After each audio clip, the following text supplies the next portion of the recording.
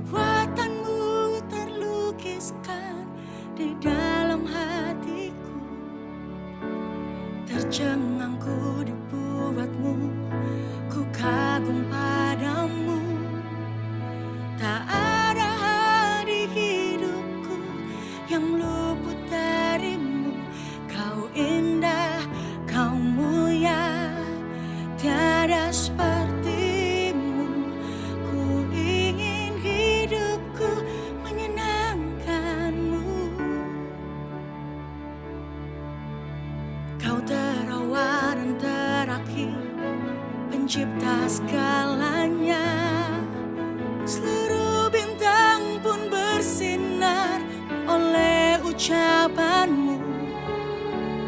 Engkau pun pengasihiku, penulis hidupku.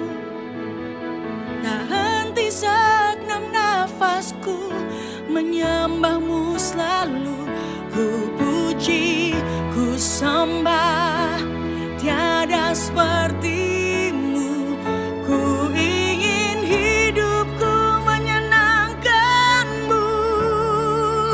Segala puji, segala hormat, segenap hatiku menyembahmu. Terimalah segenap hidupku sebagai persembahan yang hidup. Segala puji, segala hormat, segenap hatiku menyembahmu. Terimalah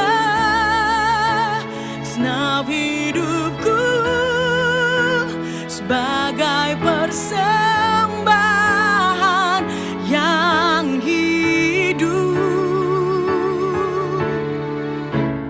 Bukan kehendakku, namun kehendakmu. Hidupku bagimu. Kau indah, kau mulia, ku ingin hidupku menyenangkanmu.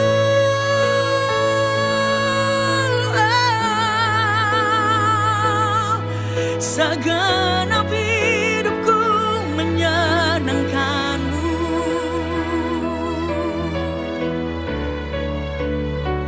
Kau indah Tuhan.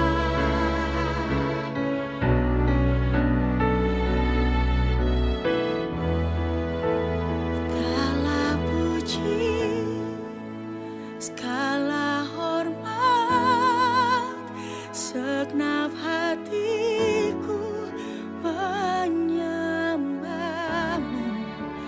Terimalah segenap hidupku sebagai persembahan yang hidup. Segala puji, segala hormat, segenap hatiku menyembahmu. Terimalah segenap hidupku sebagai persembahan yang hidup. Sebagai persembahan yang hidup. Sebagai persembahan yang hidup bagimu.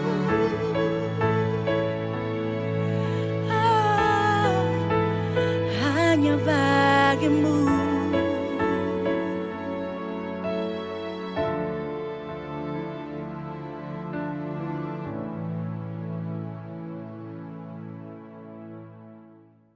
Shalom warga kerajaan. Kita masih tetap membahas tentang fruitful disciples. murid-murid yang berbuah. Untuk mengetahui kehendak Tuhan lebih dalam tentang berbuah, kita harus tahu original purpose. Maksud awal kenapa Tuhan menciptakan manusia. Dalam Kejadian 1 ayat 26 jelas bahwa Tuhan menciptakan kita supaya manusia diciptakan dalam keserupaan, serupa segambar dengan Tuhan. Jadi ini rancangan awal Tuhan, yaitu membuat manusia itu serupa segambar. Jadi ya, kita mulai berurutan supaya kita paham. Jadi yang pertama, rancangan Tuhan buat kita adalah keserupaan dengan Tuhan. Tapi ayat 28 Alkitab berkata Allah memberkati mereka. Lalu Allah berfirman kepada mereka, be fruitful, berbuahlah. Ya, kalau terjemahan Indonesia beranak cucu itu terjemahan yang paling akhir. Sebenarnya bahasa Ibrani parah itu artinya berbuah. Nah, kita bisa lihat prosesnya seperti ini.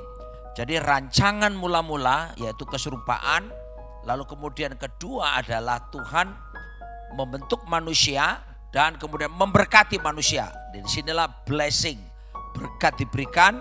Setelah berkat diberikan baru Tuhan memberikan mandat, tugas kepada manusia untuk salah satunya berbuah. Nah, perhatikan baik-baik. Di sini kita bisa melihat, saya ulangi lagi ya. Ada purpose, ada rancangan semula dari Tuhan. Yang kedua memberkati manusia. Dan yang ketiga adalah berbuah. Dengan berbuah manusia terus berjalan menuju keserupaan dengan Tuhan. Tapi menarik sekali, sebelum manusia diberi tugas untuk berbuah, Tuhan telah memberkati manusia lebih dulu. Kata memberkati diambil dari kata dasar Ibrani barah, yaitu kemampuan yang Tuhan berikan untuk kita bisa melakukan tujuan atau tugas yang Tuhan berikan. Jadi barak ini, berkat ini tidak berbicara soal uang, tidak berbicara soal materi. Barak di sini berbicara tentang kemampuan dari Tuhan yang memampukan kita untuk berbuah. Nah, itu adil bukan? Karena Tuhan memerintahkan kita untuk berbuah, tapi diberi lebih dulu kemampuan untuk menghasilkan buah. Nah, perhatikan baik-baik. Jangan ada di antara kita berkata, saya tidak mungkin bisa berbuah, saya tidak bisa ini, saya tidak bisa itu. Oh tidak, Tuhan menetapkan kita memberi kemampuan untuk berbuah. Nah, sekarang tergantung bagian kita. Bagian kita adalah untuk mengembangkan semua talenta, potensi, karunia yang Tuhan berikan kepada kita. Dalam Matius pasal 25, bagaimana Tuhan memberikan masing-masing orang menurut kesanggupannya. Ada diberi 5 talenta, ada diberi 2 talenta, ada yang 1 talenta. Perhatikan di ayat-ayat tersebut bahwa yang menerima 5 talenta, Alkitab berkata segera sesudah menerima 5 talenta. Segera, dia bertindak segera. Dia tidak menunggu lama-lama, dia tidak butuh waktu doa puasa panjang-panjang. Tapi begitu dia terima talenta, dia langsung melipat kali gandanya. Dia langsung bergerak. Nah, ini dia. Tuhan ingin cari orang-orang yang memang punya selain diberi kapasitas, tapi juga diberi talenta, tapi juga bersegera untuk menghasilkan buah tersebut. Dan kita bisa melihat akhirnya dari yang 5 ini bisa berlipat ganda menjadi 10. Tapi yang kedua kemudian saya bayangkan, yang kedua ini tidak langsung bergerak, tapi boleh melihat apa yang dilakukan oleh yang 5 ini. Dan pada waktu dia melihat 5 ini telah bergerak dan menghasilkan, dia baru melangkah dengan semangat dan kemudian dari 2 menghasilkan 4. Tapi yang 1 tetap 1. Dia sudah melihat contoh bagaimana 5 jadi 10, 2 jadi 4. Tapi dia menanam talenta itu ke dalam tanah. Ya, dan akhirnya tetap 1. Dan Tuhan marah kepada yang 1 ini. Diambilnya talenta yang 1 ini dibagikan kepada yang 10 tentunya. Karena firman Tuhan berkata kepada yang memberi, kepada yang punya apa dia akan diberi, tapi yang tidak punya apapun daripadanya akan diambil daripadanya. Jadi yang 10 akhirnya bisa menjadi 11 dan semakin banyak buah yang dihasilkan. Nah, perhatikan, kepada kita telah diberi kemampuan untuk berbuah. Jadi walaupun memang masing-masing menurut kesanggupannya, tiap orang mungkin gak sama. Ada panggilan khusus yang berbeda satu dengan yang lain. Tapi tidak mungkin Tuhan yang adalah investor agung tersebut tidak mungkin tidak memberi kesanggupan untuk kita berbuah. Masing-masing kita harus berbuah. Mari kita belajar seperti yang 5 talenta. Dia bergerak cepat untuk menghasilkan buah. Nah, ada beberapa buah yang Tuhan inginkan. Yang pertama tentunya adalah buah karakter. Galatia 5 ayat 22 sampai 23. Tuhan menginginkan, tetapi buah roh ialah kasih, sukacita, damai sejahtera, kesabaran, kemurahan, kebaikan, kesetiaan, kelemah lembutan, dan penguasaan diri. Mari kita ini buah karakter ini buah yang paling luar biasa, dan kita tidak pernah bisa menghasilkan dari diri kita. Itu sepenuhnya pemberian Tuhan, tapi sudah ditanam di dalam diri kita. Harusnya cara kerjanya inside out. Lewat apa? Proses-proses kehidupan. Ya, itu membentuk karakter kita. Kalau cuma karisma, penting karisma untuk memulai pelayanan. Boleh kita mengandalkan karisma, karunia-karunia rohani yang ada pada kita. Tapi untuk memelihara sebuah pelayanan, memelihara segala sesuatu kita bangun, butuh karakter. Di Amerika pun John Maxwell dalam penelitiannya, dalam buku Equip mengatakan bahwa rahasia sukses kunci bisnis sukses Amerika 5% karena availability, ketersediaannya melakukan tugas. 5% yang disebut dengan adaptability, kemampuan beradaptasinya. 10% karena skillnya, kemampuannya. 10% berikutnya karena experience, pengalaman masa lalu, total 30%. 70% yang kemudian keberhasilan kunci sukses bisnis di Amerika karena attitude. Itu bicara karakternya. Anda ingin sukses dalam segala hal?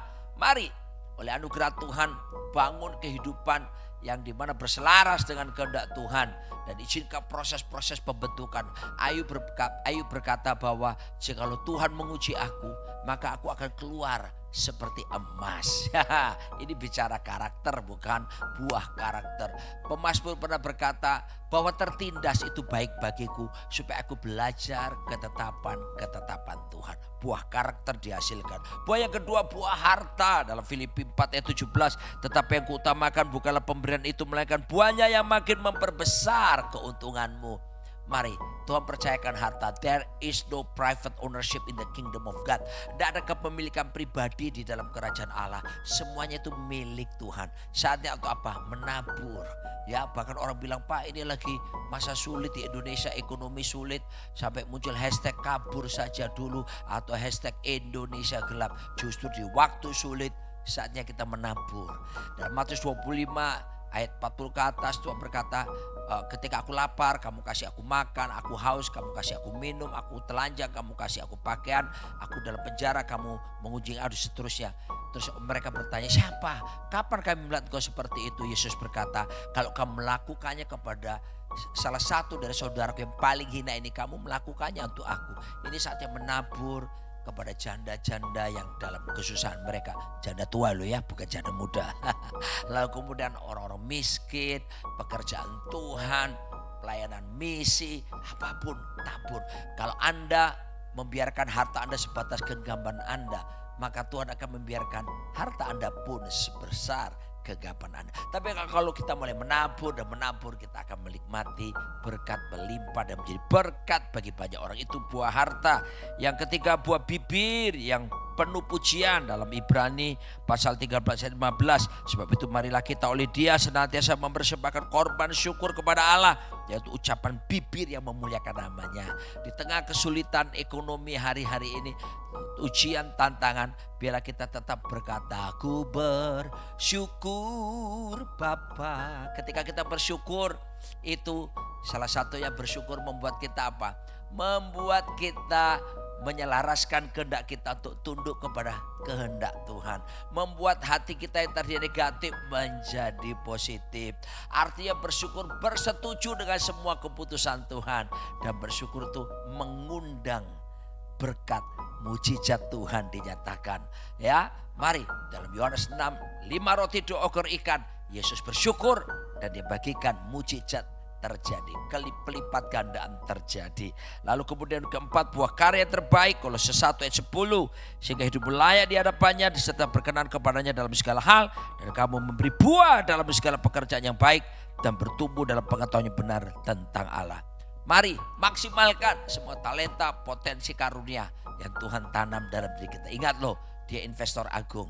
Nanti kita ketemu Tuhan, yang harus kita pertanggungjawabkan di hadapannya adalah bagaimana dengan talenta, bagaimana dengan karunia, potensi, supaya kita harus lipat kali gandakan untuk menyenangkan Tuhan dan berbuah. Lakukannya terbaik. Jangan bilang, oh saya sudah tua, saya sudah pensiun. Justru don't die full but die empty.